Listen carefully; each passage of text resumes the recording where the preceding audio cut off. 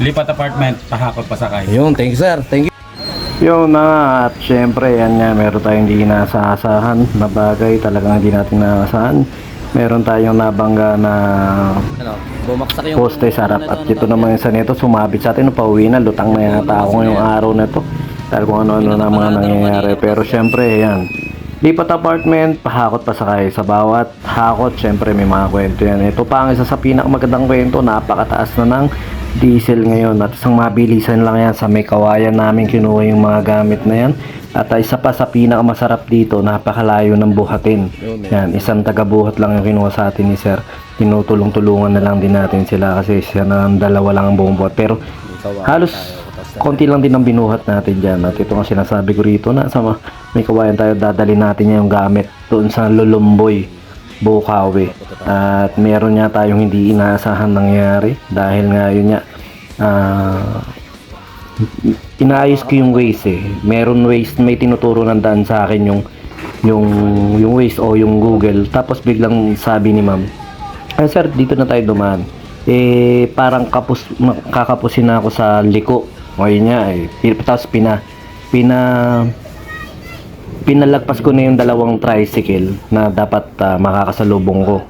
Tapos sa likod pala ng dalawang tricycle na yun, parang sa likod nun, meron akong mababangga. Pag kanan ko, meron na nabungad, pababa rin yun, bungad sa akin. Parang subdivision kasi yung maliit yung kipot na papasukan namin. Pagpasok namin dun, yung nasa gitnang poste na yun, ayun yung tumama dyan.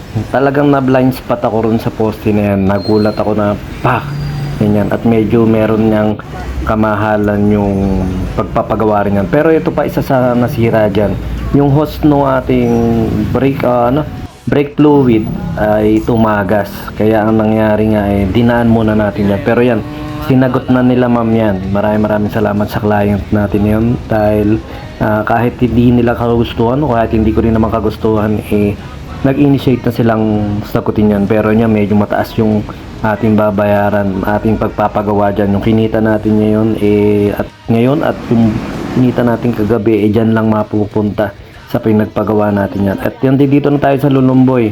At medyo talagang syempre hindi natin maiiwasan na mag-alala. Kala ko pa kampante pa nga ako dyan. Sabi ko madali lang to, kaya kang ako tumpukpukin.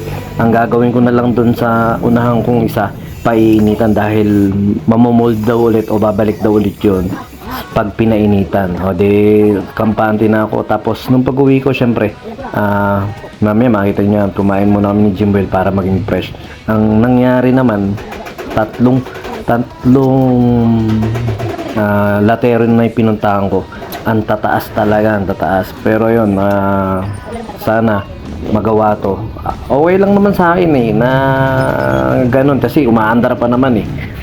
Medyo parang pabor pa nga sa akin eh. Kasi yung manubela ko dati, parang ang layo sa akin. Ngayon, dahil nga siguro, dahil nga nabangga, na-adjust sa akin ng konti. Mga half inch lang siguro yun, pero ramdam ko na lumapit sa akin ng konti yung manubela ko. Tapos yung sa sa dashboard ko medyo basa, nawala na sa line. Pero hindi naman ako maselan dahil ang trabaho lang naman natin dito, panghakot-takot gamit lang. Kaso nga, syempre, mas maganda pa rin kahit paano, presentable yung nakikita yung gamit natin. Pero yun nga, wala pa rin talaga na kailangan na nating aksyonan din na pagawa yun. At yun, naghanap ako ng tropa natin na gagawa ng ating harapan na yun. At yun na si Paring Mike, kinonta ko na si Paring Mike. Pero hindi pa siya nagbibigay ng price. At sana ay makadiscount tayo, talagang hindi ko inaasahan yan. At nagtatrabaho naman tayo, hindi para magastosan lang, di ba? At hindi rin naman talaga gusto ng client yun. At lalong hindi gusto yun.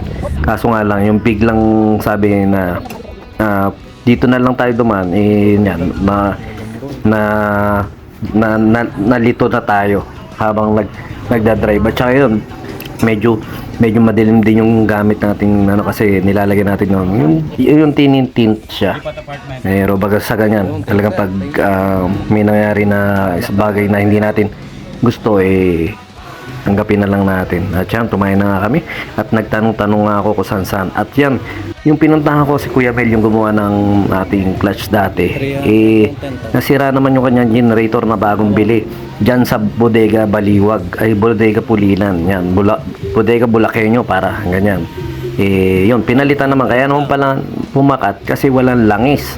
May gasolina, walang langis, kaya yung, nung pumakat, pinalitan na lang na bago kasi ayaw na nga umandar. Yan, yun yung generator. Yan, mura lang daw dyan, 10,000 lang, ganun nakalaki. Tapos maraming murang paninda dyan. Kaya sa mga tropa natin na gustong itry, may 400 pesos na bola dyan. Gustong bumili, kaso nga lang, may gagastusin tayo. Kaya hindi na muna ako bumili. At saka ito nga, syempre, maraming salamat pa rin sa mga client natin na nag-i-inquire. Kahit pa paano nakakaraos-raos tayo. Nang, at ito nga yung sinasabi kong poste na iniwasan natin yung blue na sasakyan tapos sumabi tayo sa puno. Tapos yun, nasabit natin yung poste na yun, bumaksak. At yun, basta maraming salamat sa inyo. Sa inyong kapayapaan, peace be with you, God.